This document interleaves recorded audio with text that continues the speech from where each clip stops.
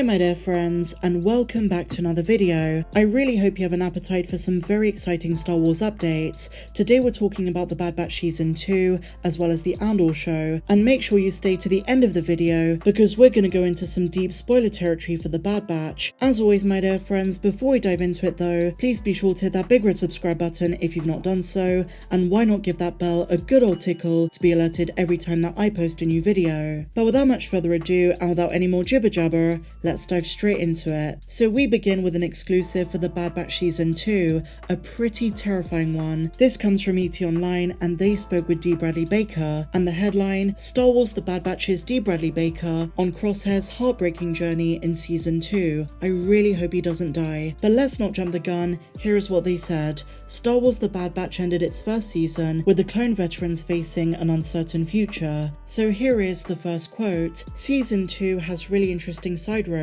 that all feel very Star Wars. He also added that the new season's ostensibly standalone episodes are gonna play into the larger structure of what's playing out with Palpatine's rise. As the teaser and trailer revealed, the Emperor himself, Granddaddy Palps, appears in this season, but something they've not yet explained is how the story of the Bad Batch intersects with that of Palpatine, but we do know one thing, it's gonna be on Coruscant. Now one character who's certainly at a crossroads is Crosshair. And here's the thing my dear Mandalorians, just for a moment put yourself in Dee Bradley Baker's shoes. You've been voicing these characters for years. Sure, the Bad Batch were introduced in the Clone Wars Season 7, and he's the one who voices the characters, and so in a way, they're his kids. They occupy his mind, they live in his head, so whenever he's voicing them, he's got to work out different intonations, how would this character react, the inflection, all of these kind of things that voice actors deal with. And as someone who knows the Bad Batch so well, he was asked the question if choosing his favourite is like choosing a favourite child, and he agreed. He says it is, and then he revealed for Season 1, his favourite character was Wrecker, because he's big, he's strong, he's funny, and in a way he's like a big teddy bear brother and space dad to Omega.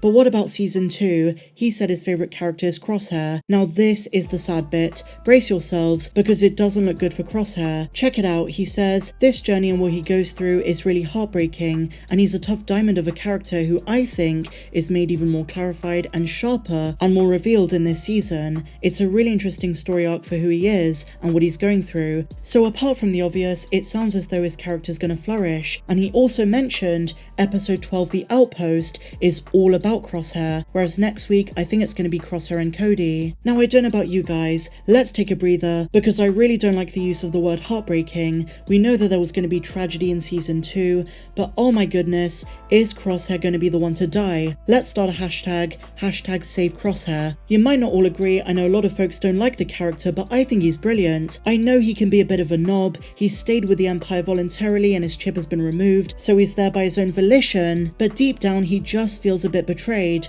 I'm really hoping for redemption because he deserves it. Now bear with me, because Dee Bradley Baker goes on to clarify what he means. He says, my favourite part of Season 2 is to follow Crosshair's journey, and to really deepen that character with the trials he's subjected to. He says, I can't say what will happen with Crosshair, but I will say that Star Wars plays out in a moral universe. There's good and there's bad. There's consequences for the decisions that you make, and there's also room for transformation and redemption. So could he be teasing a redemption story for Crosshair? Maybe he's going to be redeemed just before he dies, or maybe he sacrifices himself for Omega and his brothers. I don't know guys, I'm not emotionally prepared for this. And now my dear friends, let's talk about the Andor show. We'll come back to the Bad Batch in just a moment. We have another trilogy of interviews with Diego Luna, who sat down with Collider.com, and we have some very interesting tidbits. First of all, he addresses Kino Loy, Andy Serkis's character, and just a heads up, we're going to be talking about Andy Serkis quite a lot over the next few weeks, but in his role as Kino Loy, he instantly became a fan favourite amongst fans who absolutely love the Andor show, and that's because Andy Serkis returning to the Star Wars universe in a new role,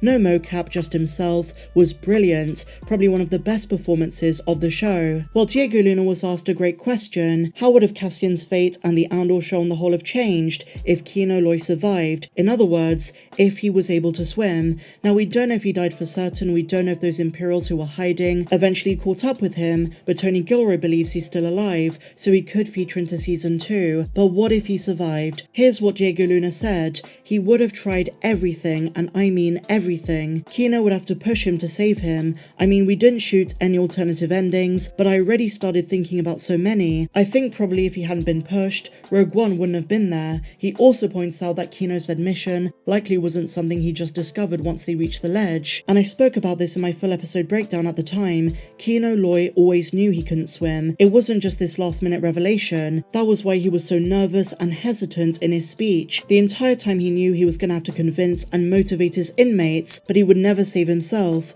When he said one way out, he knew that meant swimming. That was not something he was going to do. So his fate is still unconfirmed. But if he had survived, he would have probably escaped Narkina 5 with Melshi and Cassian. Diego goes on to say, I'll tell you this, Kino doesn't find out he doesn't know how to swim just before jumping. I think these two know each other so well in that moment that Kino knows if Cassian would have known, he would have changed the plan and tried to come up with another idea, because Cassian has such a big heart, and he wouldn't have agreed to the one way out sequence. But Kino knows that's the only way out, so he really pushed for it. If you're saying you love the show and you've seen the whole show, then you should know. Diego says, I mean, by this moment, this guy, he's a team worker. He commits to not just the ideas, but to people. I think that's the big lesson he gets in prison. Before Narkina 5, Cassian was always selfish, always escaping. But prison taught him how to work as a team, and so Kino Loy, in some ways just as much as Marva and as Nemec, had such a huge impact on the person Cassian becomes.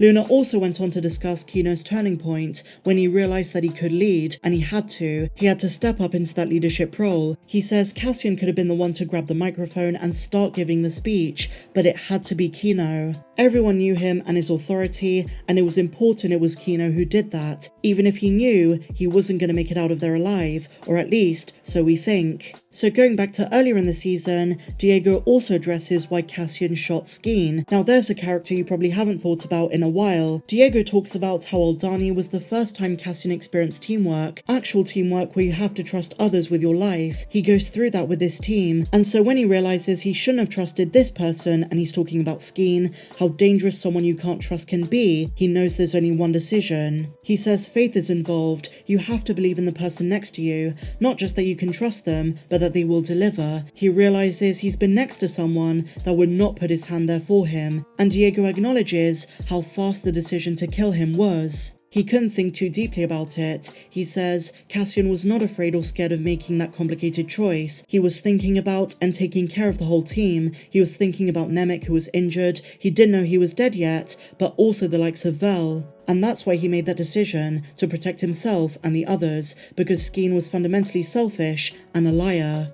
And so just before we return to the Bad Batch, something I don't really talk about often, Star Wars toys. This collectible is super impressive. Hot Toys have officially unveiled a 1/6 scale collectible figure of Ewan McGregor's Obi-Wan wearing his Clone Wars armor from the animated series. It's very impressive, very accurate, the head sculpt is on point, and it's so detailed. And it also includes a rolling eyeball function, which means you can position his eyeline. And the lightsaber is LED light up. I've seen a lot of Star Wars fans make a big deal about it, and you can see why. Once again, Hot Toys are nailing it. And so finally, my dear friends, as promised, a leak for the Bad Batch, another one. There was a leaked image from the celebration footage, and this time we see a rival gang that Sid and the Batch are going to come across. This gang includes an Azorian, a George Lucas species from the Phantom Menace. If you remember the pod racer Clegg Holdfast, he was one of them. This gang has one of these. There's also one of Jabba's Gamorreans, Gartog, from Return of the Jedi. There's also a Trandoshan, and finally, a Doatin, the same species we saw at Mars's castle